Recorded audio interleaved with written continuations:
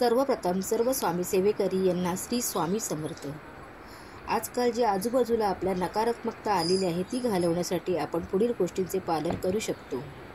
कोणत्याही गोष्टीचा सकारात्मकपणे विचार करायचा, म्हणजे नाही हा शब्द काढून टाकायचा. होईल किंवा होणार आहे असे म्हणा. कोणत्याही गोष्टीची मनात भीती बाळगू नका, कारण कोणतीही गोष्ट करताना मला हे येईल का, जमेल का अशी शंका आणायची नाही.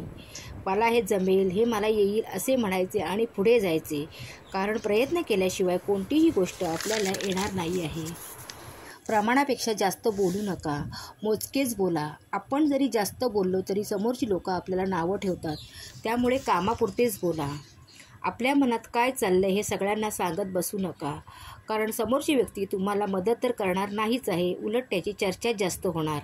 व आपल्या मनातील समस्येवर आपणच उत्तर शोधण्याचा प्रयत्न करा.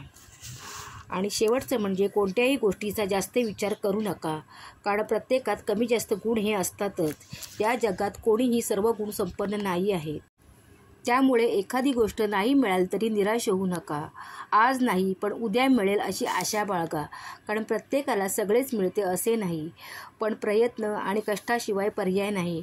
शेवटी एक म्हण आहे, प्रयत्नांती परमेश्वर. पण प्रयत्न हे केलेच पाहिजे. श्री स्वामी समर्थ.